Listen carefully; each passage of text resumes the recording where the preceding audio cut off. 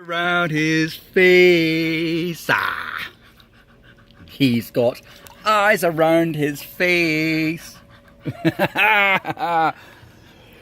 Hello, it's the first video I've done since I've been back home. Oh, right. This one's not actually fully about crypto for once. Well, it still will be, you can bet, because everything's about crypto, really. This is about bipartisan politics, separation of the USA by design from, I would say, trend algorithms. So, basically, you go online, you look at a video that you think you like, or that a friend forwarded you, because there might be like a right-wing nut or a left-wing nut. Because wing nuts have two sides. And next thing you know, you're getting fed a whole bunch more of the same shit. We've seen it all before. That's because it's true. Rumble knows it. I know it. And all y'all know it. So what happens as a result is the fracturing of society like we're seeing today. So people become more...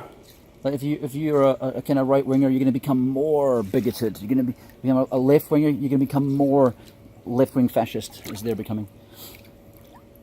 And what it results in is, I think eventually it could possibly have either regional or full out civil war in some places in the world because of things like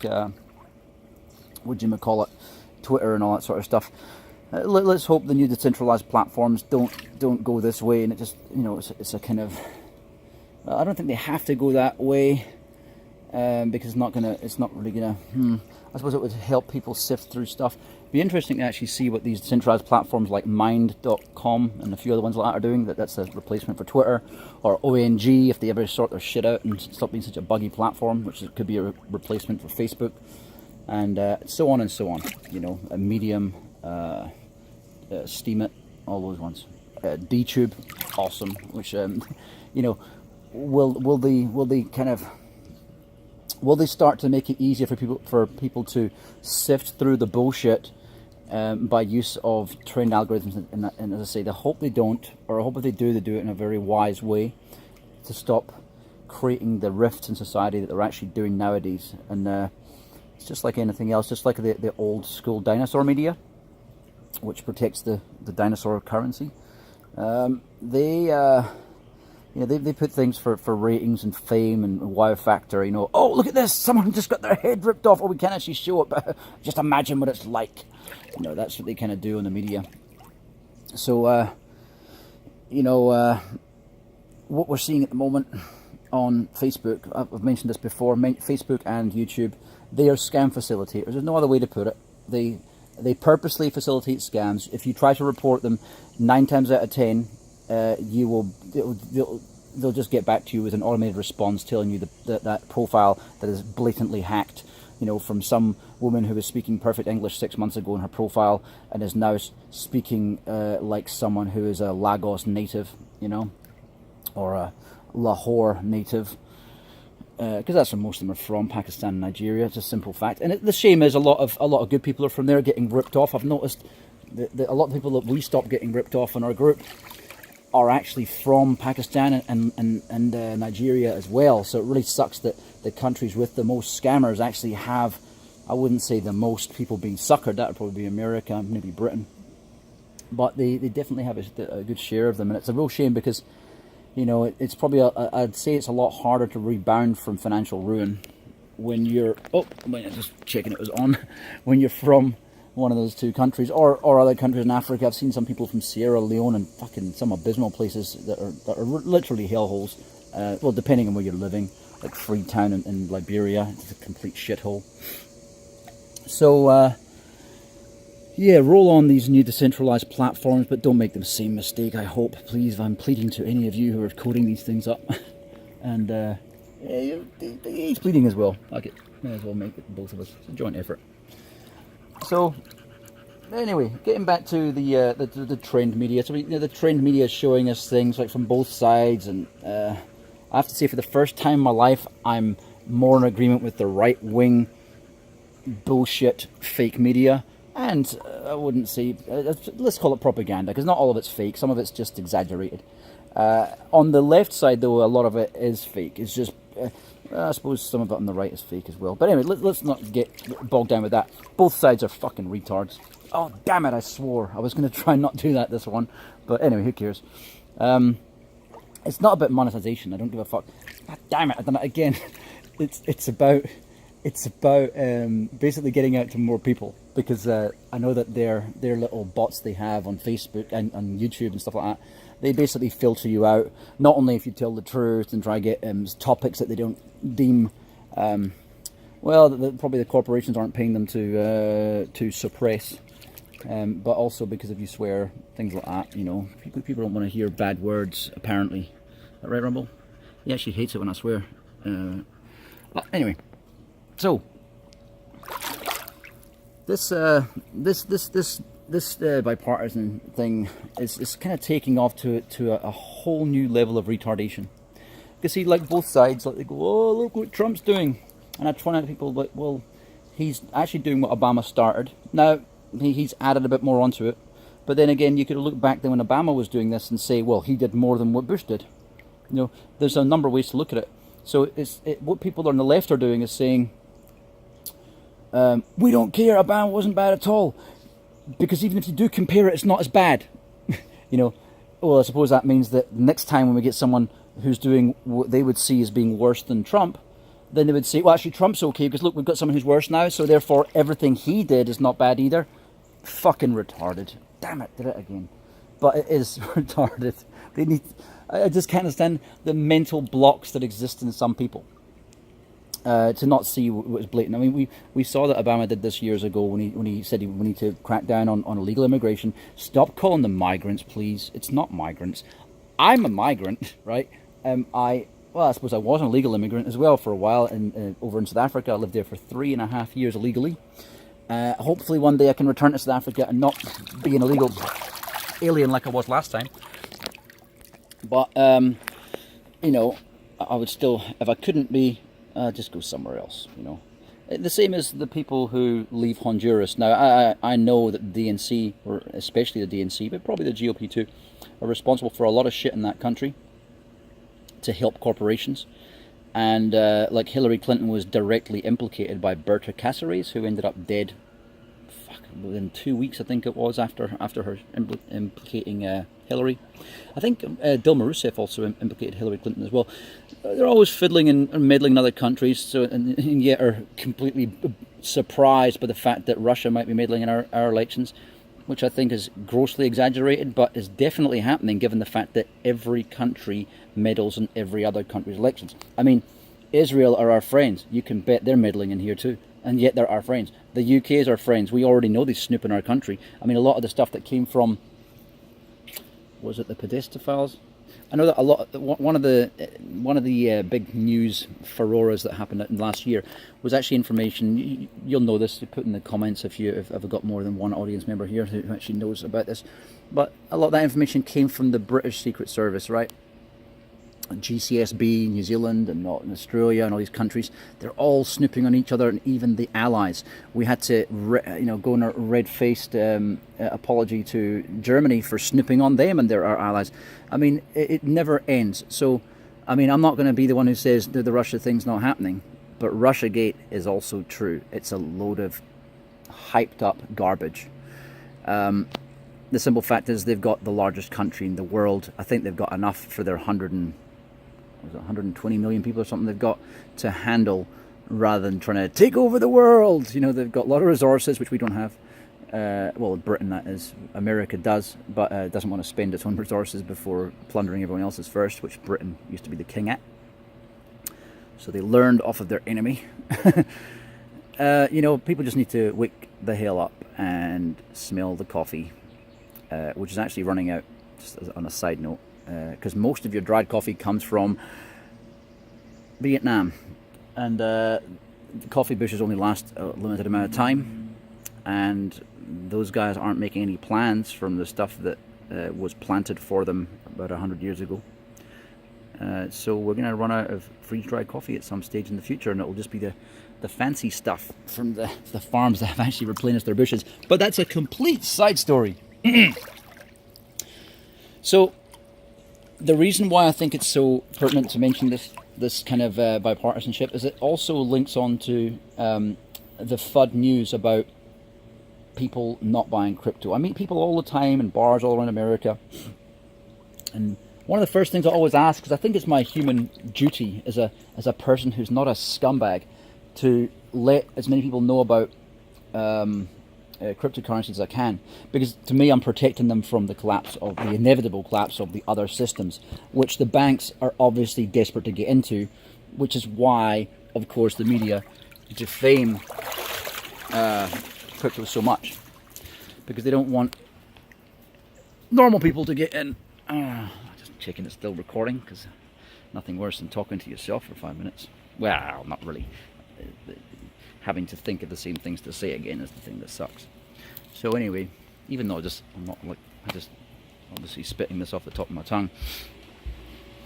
So yeah, I tell people about it all the time, and I would feel bad with myself if I didn't. I just keep it to myself. You know, what you're really trying to do is overcome, we should all be doing this, overcome the FUD in the media that makes people, I don't mean the FUD that's used to rinse the market up and down, I just mean for basic hodl, you know, people that should be moving some of their savings over to cryptocurrencies to safeguard themselves from economic collapse, which is an inevitability. It's not a maybe. The stock market is going to collapse. You know, the currency markets are going to collapse. The oldest currency in the world is the US dollar at 86 years. It is going to collapse because of the fact that it's only worth 4 cents right now because of dilution. That's one of them. The fact that it's not backed by gold anymore since 1970s, 72 I think it was. All these things play a factor in it, as well as the fact that you have a replacement for it already that's out. And that's the whole reason why the whole cryptocurrency ecosystem is not advertised. Well, when I say advertised, let's say reported upon as it should be by the mainstream media, but they don't, and they clearly don't. They also try and make sure that people don't, you know, the positive stories don't get out there, because God forbid the mainstream media actually tells people the truth of what's going on around them. So that whole design is to make sure that the banks, as I've said many times before, that you, the normal person, or the person who's not in crypto out there, that you get your money into crypto after the banks. That will then maintain, it doesn't matter how much money is in the cycle, it will maintain the balance, the imbalance that has taken them years to create. So if everyone gets in before the banks, and the banks finally get their money in, and let's say 40 to 50 trillion in, all fiat currencies hyperinflate. So instead of emptying out that $90.4 trillion market, you only get it, let's say, half empty, because that's likely what will happen. Well, you want the people of the world to get in early, and what that'll do is the banks will still have ridiculous amounts of money because they've been stealing off people for years. They just won't have the massive gap between everyone else and them as they have right now or used to have. And that is why we need to share knowledge with everyone who you meet. And the thing is, you can't explain it very well.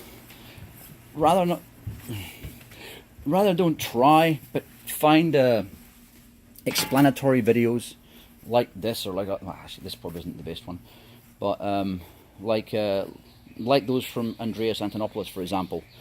So it takes away that whole boogeyman, oh, I don't know what's behind the curtain, because that's what most people are scared of. They just don't know about it. They've sucked in a little bit of FUD from the mainstream media, and they're laughing as if they know what they're talking about, because that's the fear of not knowing what you're talking about that causes that. And as a result, they're going to get locked out of the markets. Then you can laugh at them and say, you idiots.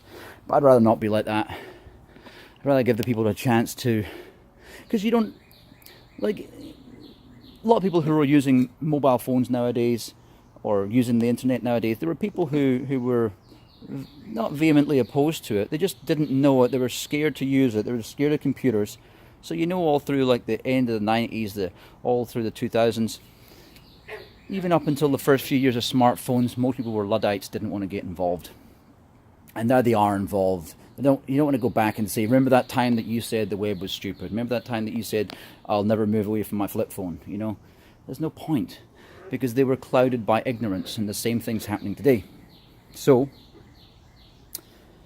combat the media, and that includes Facebook, YouTube, who facilitate scammers by allowing them to operate on their networks unchallenged, without closing their accounts down, because they're obviously people who are paying AdWords or whatever it might be. So they're a true customer to Google. You're not. You're someone they rape information of. I'm talking about most of you. You're someone they just rape metadata from and resell it. So you're not a customer. You're a user, right? But the scammers are customers of theirs, and they're not gonna shit on their customers, even if they are ripping you off for all your life savings. And that's the truth of it. That's what Facebook's doing as well. Although Facebook at least have the decency to allow their bots to respond to you when they fail to ban blatant scammer accounts, where Google/YouTube, they have such contempt for humanity that they won't even respond to you. So be prepared for that one if you try Phil from Trading Genius, the scammer, and Bob, his boss, the scamming boss. I mean, I reported them and YouTube had done nothing about it. They don't give a shit. I've got blatant proof. I've contacted the FBI about it. Well, they don't want to work because they're a government department. So just going to show you again that, you know, I'm not one for full-on capitalism. I don't mind anarcho-capitalism.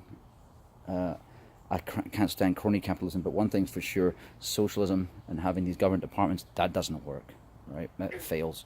So, I mean, I think both socialism and capitalism are both a dying, failing thing. I think both of them in time, well, they've already proved themselves to be that way. We haven't really had capitalism in America since, what year was it again? Carnegie. Well, whenever J.P. Morgan and Westinghouse and all that kind of teamed up against him to screw him over. We haven't really had capitalism since then. We've had crony capitalism, and that's protected market. And that is why America has the shittest, slowest internet in the world, right? Well, bar maybe Timbuktu, I don't know. It has shit internet, right? I've mentioned this in other videos, been all around America. It sucks everywhere except for Chattanooga and parts of Ohio. And of course you get the occasional business or occasional hotel in Silicon Valley maybe, but most of Silicon Valley is shit as well. And that is because this protectionist thing as well. So AT&T, Sprint and Verizon, they are protected corporations. They're you cannot just open up a business and compete with them, because they'll either modify legislation to block you, or they'll use current legislation to say that you have to adhere to it. Same as the banking system with Dodd-Frank. You need to adhere to it if you're a new bank starting up, which is, as many have found, impossible. But if you're an existing bank, you don't have to comply with that same rules. That's protectionist. That's why American banks are pretty much the worst in the world. They suck. I've just got $180 of charges on a business account of mine with PNC Bank. You suck, PNC. Because even though my credit card says zero balance, as it should do, because I'm wrapping my company up and moving overseas.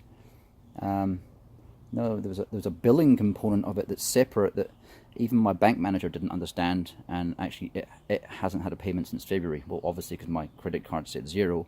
So anyway, another story. But just to highlight how shit the banks are in America, they are fucking atrocious, right? So that's all because the fact that there is no capitalism here. So not to say that I like capitalism, but it'd be much better than what we have right now. But with automation, capitalism can't continue anyway. It has to die at some stage, because you can't just have no one working and making no money to pay for things that they obviously can't afford because they're making no money. So capitalism and automation cannot go together. Capitalism only could exist properly when you have the old world. Everyone's working like a donkey, effectively. So yeah, just wanted to mention that. Other than that, hodl or trade, preferably hodl. and do things with crypto. You know what I mean? Pay people in it, get paid in it, ask to be paid in it, ask to pay your rent in it.